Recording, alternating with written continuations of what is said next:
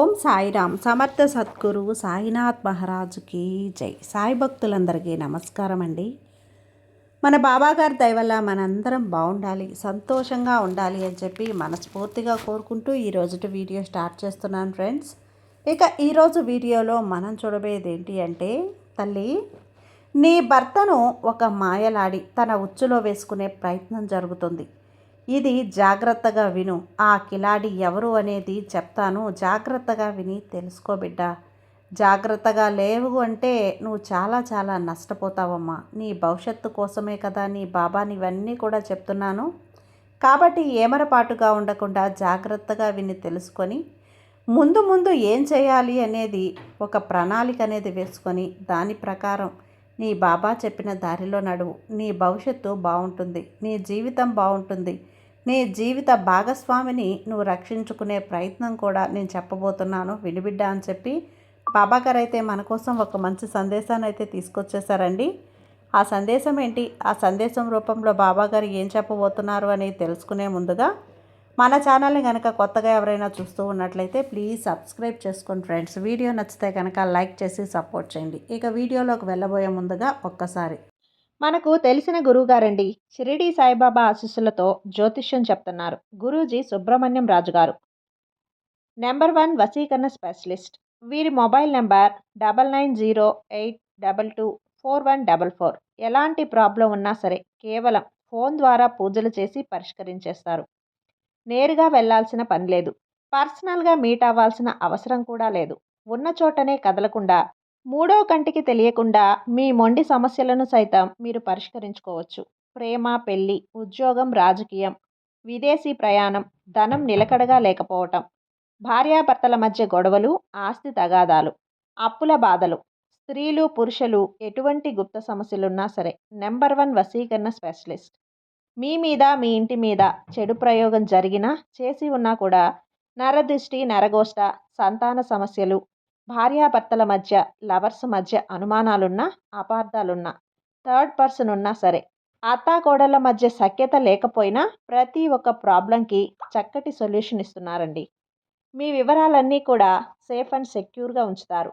మీకే కాదు, దేశ విదేశాల్లో ఉన్నవారు ఎలాంటి ప్రాబ్లమ్స్నైనా సరే పరిష్కరించుకుంటున్నారు. ఎంతోమంది విదేశాల్లో ఉన్నటువంటి వారు, దిక్కుతోచని పరిస్థితుల్లో అయోమయ స్థితిలో ఉన్నవారు ఇప్పుడు గురువుగారికి కాల్ చేసి వాళ్ళ ప్రాబ్లమ్స్ని సాల్వ్ చేసుకొని ఈరోజు హ్యాపీగా లైఫ్ లీడ్ చేస్తూ చాలా సంతోషంగా ఉన్నారు. కాబట్టే స్క్రీన్ మీద ఉన్నటువంటి నెంబర్కి ఒకసారి కాల్ చేయండి. మీ ప్రాబ్లంని గురువుగారితో పంచుకోండి. ఖచ్చితంగా గురువుగారు మీ ప్రాబ్లంకి సొల్యూషన్ చూపిస్తారు. ఇక వీడియోలోకి వచ్చేస్తే, తల్లి ఎప్పుడైనా కానీ ప్రతి స్త్రీ కూడా తన భర్త తనకి మంచి చేయాలి అని చెప్పి, అలాగే తను చెప్పినట్లుగా వినాలి అని చెప్పి, నలుగురిలో విలువగా బ్రతకాలి, గౌరవంగా ఉండాలి, తన భర్తకంటూ సంఘంలో ఒక గుర్తింపు అనేది ఏర్పడాలి అని చెప్పి, చాలా తెలివిగా ఉండాలి అని చెప్పి కోరుకుంటుంది. కానీ అందరికీ కూడా ఇటువంటి పరిస్థితులు అనేవి ఎదురవ్వవు. చాలామంది స్త్రీలు కూడా తమ భర్త విషయంలో ఈ కారణాల వల్లనే బాధపడుతూ ఉంటారు. అయితే అసలు ఆ కారణాలు ఏంటి, ఎందుకు బాధపడుతున్నారు అని చెప్పి తెలుసుకోవాలి కదా.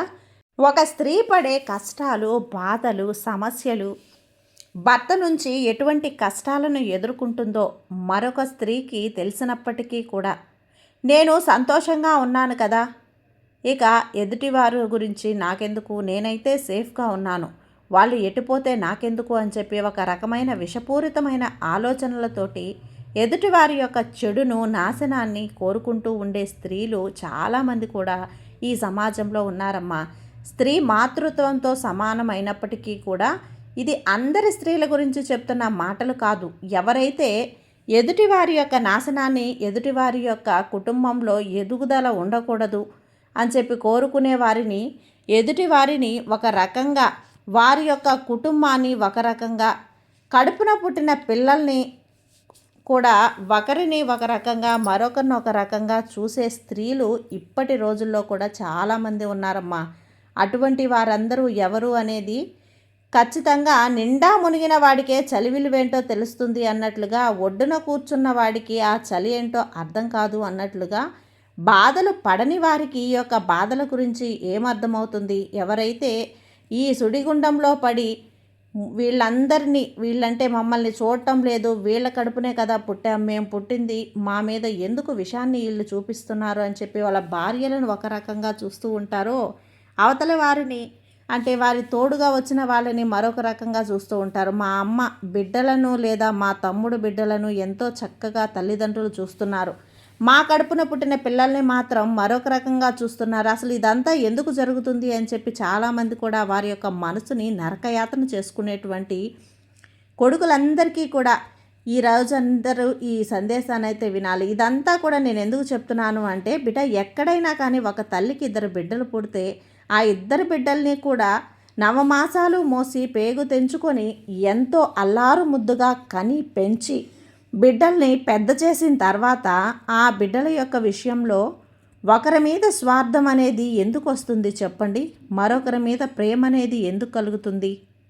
అది కేవలం ఆ తల్లి మనసుకు మాత్రమే వదిలేయాలి. ఎందుకంటే గనక ఇక్కడ నీ జీవితంలో జరుగుతున్నది కూడా అదే. ఎందుకు అంటే, ఎవరైతే నీ యొక్క మెట్టింటి వాళ్ళు ఉన్నారో వాళ్ళు నిన్ను ఒక రకంగా, అలాగే నీ తోడుకోడల్ని ఒక రకంగా చూస్తూ ఉన్నారు, అలాగే నీ బిడ్డల్ని ఒక రకంగా చూస్తూ ఉన్నారు.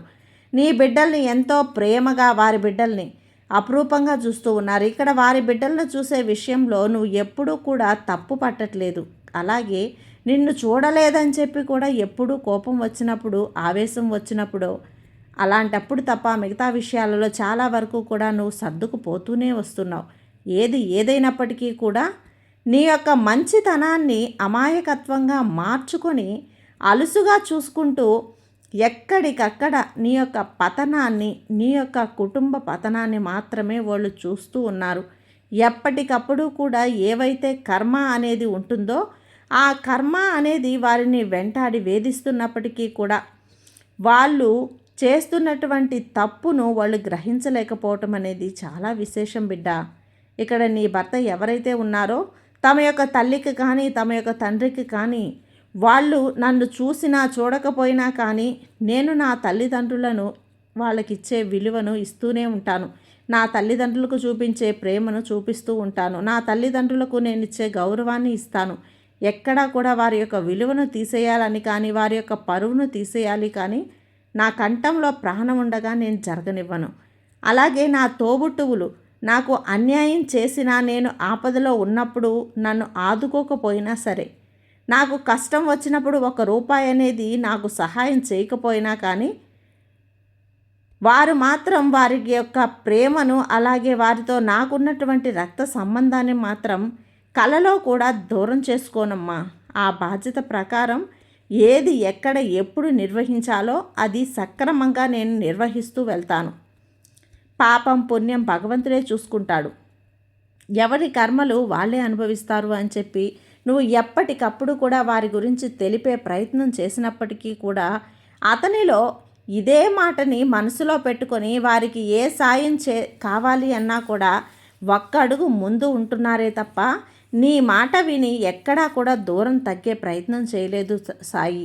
ఇక్కడ పూర్తిగా నీ మనసుకు జరుగుతున్నటువంటి బాధ ఏదైతే ఉందో, మిమ్మల్ని అవసరాలకు మాత్రమే వాడుకుంటూ ఉన్నారో, అవసరం తీరిపోయాక వాళ్ళు మిమ్మల్ని కరివేపాకు తీసేసినట్లు తీసేసి వేధిస్తున్నారు అని చెప్పి ఏదైతే నీ యొక్క మనసులో భావన ఉందో అది 100% సత్యం. కానీ నీ యొక్క బాధని ఇక్కడ అర్థం చేసుకున్నప్పటికీ కూడా నీ భర్త తన బాధ్యత మీదనే ఎక్కువ విలువని ఇస్తున్నారు అని చెప్పి నువ్వు గ్రహించి తీరాలి. ఎందుకు అంటే, ఎప్పుడైనా కానీ, ఏదైనా కానీ, ఒకరు భార్య భర్తలో ఒకరు మొండితనం చూపించినప్పుడు మరొకరు కూడా మొండిగా ఉంటే ఆ కుటుంబం అనేది రణరంగంలా మారుతుంది. వారు మారు సుమారు అని తెలిసినప్పుడు నీలో మార్పు అనేది తెచ్చుకో. తప్పదు తల్లి. ఈ విషయాన్ని నువ్వు తెచ్చుకోకపోతే, గుర్తించకపోతే బిడ్డ, ఏమైనప్పటికీ కూడా నువ్వు కానీ, నీ భర్త కానీ, నీ కుటుంబంతో కానీ ఎవ్వరికి ఏ అన్యాయం జరగలేదు. వీలైనంత వరకు కూడా సహాయమే తప్ప ఎవ్వరి నుంచి ఏ సహాయము కోరుకోవటం లేదు. నీకు బాగా తెలుసు. ఒకవేళ ఎదుటి వారి నుంచి అంటే ఎవరైతే నిన్ను సహాయం చేసిన వారు ఉన్నారో, నీ వాళ్ళు నా వాళ్ళు అని భ్రమపడుతున్నటువంటి నీ భర్త తరపున వాళ్ళు ఉన్నారో, వాళ్ళు కూడా నీకు అవసరమైనప్పుడు ఎటువంటి సహాయాన్ని కూడా చెయ్యరు. కాబట్టి ఒకే ఒక మాట తల్లి గుర్తుంచుకో, మంచిదికే మంచి ఎప్పుడు జరుగుతుంది, చెడుకు ఎప్పుడు కూడా చెడే జరుగుతుంది. దాని యొక్క ప్రతిఫలం అనేది కనిపించకపోయినప్పటికీ కూడా ఖచ్చితంగా ఆ యొక్క శిక్ష అనేది అనుభవించక తప్పదు. కానీ ఇక్కడ వారి యొక్క తెలివితేటలతోటి, అంటే నీ యొక్క తెలివి కానీ, అత్త కానీ, నీ యొక్క తోడికోడళ్ళు కానీ, ఈ యొక్క స్త్రీలు అనే ఇద్దరూ కూడా మీరు వారి యొక్క స్వార్థం కోసం నీ యొక్క భర్తను ఉచ్చులో వేసుకునే ప్రయత్నం చేస్తున్నారు. అంటే వారి యొక్క అవసరాలను తీర్చుకోవడం కోసం, అలాగే వారికి గౌరవ మర్యాదలు పెంచుకోవడం కోసం, అలాగే వారు ఏదైతే చెయ్యాలి అని అనుకుంటున్నారో ఆ సమస్యలన్నింటినీ కూడా జరిపించుకోవటం కోసం ఇదంతా కూడా చేస్తున్నారమ్మా. ఖచ్చితంగా ప్రేమలు వలకపోస్తూ నువ్వే దిక్కు, నువ్వే అండ, నువ్వు లేకపోతే మేమేమీ చేయలేం, నువ్వు ఉంటేనే ఏదైనా జరుగుతుంది అని చెప్పి విలువనేది మనసులో పెంచుకుంటూ పోతూ ఉంటారు. అదేదైతే ఉందో అది పైకంటూ పెదవుల మీద మాత్రం విలువను చూపిస్తూ వారి యొక్క మనసులు చాలా తెలివిగా జరుపుకునే ప్రయత్నం చేస్తుంటారు. మీ యొక్క భర్త మాత్రం ఇవన్నీ కూడా నిజాలు అని చెప్పి నమ్మి, అలాగే నా వాళ్లకు నా మీద ప్రేమ ఉంది అని చెప్పి భ్రమపడి, అలాగే వారికి నేను కదా ఉంది, నన్ను ఒక నా మనిషికి అనుకోబట్టే కదా నన్ను అడుగుతుంది, నేను కాకపోతే ఇంకెవరు వారికి సహాయం చేస్తారు అనే ఒక భ్రమలో ఉండి, వారంటే నీ భర్త ఎవరైతే ఉన్నారో జీవనం సాగిస్తూ నిన్ను పట్టించుకోకుండా కనీసం అవతలి వారికి సహాయం చేయడానికి ముందుకు వెళ్తున్నారు. కానీ నీకు మాత్రం ఇది నచ్చటం లేదు. నీ భర్త విషయంలో మాత్రమే కాదు తల్లి, వేరే వారి విషయంలో కూడా ఇది వర్తిస్తుంది. వారి అంతటి వారు వాళ్ళుగా మారాలి అనుకుంటే తప్ప, ఏదో మారాలి అనుకుంటే తప్ప, ఏదో ఒక దెబ్బ తగిలి దానికి కారణం వీళ్ళే అని చెప్పి తెలుసుకుంటే తప్ప వారిలో నిజమైన మార్పు అనేది రాదు.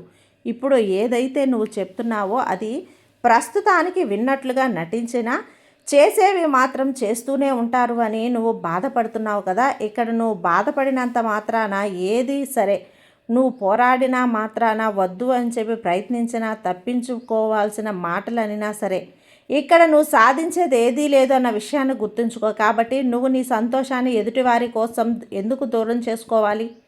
నీ యొక్క సంతోషంగా జీవించే నీ యొక్క జీవన శైలిని ఎందుకు వారి కోసం విషపూరితంగా ఎందుకు చేయాలి? అందరూ ఆనందంగా ఉన్న ఈ క్షణాలను నువ్వు మాత్రం బాధతో ఎందుకు అనుభవించాలి? కాబట్టి ఒక్కటే మాట చెప్తాను, జాగ్రత్తగా విను. ఇక్కడ ఈ భూమి మీద ఏది కూడా శాశ్వతం కాదు. ఇక్కడ ఏదైతే నీ మీద ఏది కూడా ఎవరికి చేయాలి అని రాసిపెట్టి ఉందో వారికి రుణబంధం అనేది ఉంటుంది. ఆ రుణాన్ని వాళ్ళు ఏదో ఒక రూపంలో తీర్చుకోలేకపోవచ్చు. ఒకవేళ నీ భర్త చేస్తున్నప్పుడు నువ్వు అనుకున్నప్పటికీ కూడా అది కూడా ఒక రుణబంధం అయిపోతుంది. ఆ రుణబంధం తీర్చుకోవడం కోసం మాత్రమే అక్కడ ఈ పనులన్నీ కూడా జరుగుతున్నాయి తప్ప ఇక్కడే కర్మ అనేది లేకుంటే ఏది కూడా జరగదు అనే విషయాన్ని నువ్వు గుర్తుంచుకో. ఇక్కడ అవతలి వ్యక్తులు ఎంత కిలాడీలైనప్పటికీ కూడా ఇక్కడ భగవంతుడు అనే ఒక వ్యక్తి ఉన్నాడమ్మా. మంచికి చెడుకు తేడా ఏంటో ఆయనకు బాగా తెలుసు. ఎవరికి మంచి చేయాలో ఎవరికి చెడు చేయాలి అనేది ఆయనకి బాగా అవగతం అవుతుంది. అంతే బిడ్డ, నీ సాయి యొక్క ఆశీస్సులు నీపై ఉండాలి అని చెప్పి కోరుకుంటున్నాను. నీ సాయి మీద ఇప్పటికైనా బాబా మీద నమ్మకంతో ఉండమ్మా, ధైర్యంగా ఉండు, నీకంతా మంచి జరుగుతుంది. నీ సాయి నీకు తోడుండగా నీకు భయం ఎందుకు చెప్పు. సర్వే జన సుఖినో భవంతు. జై సాయిరామ్.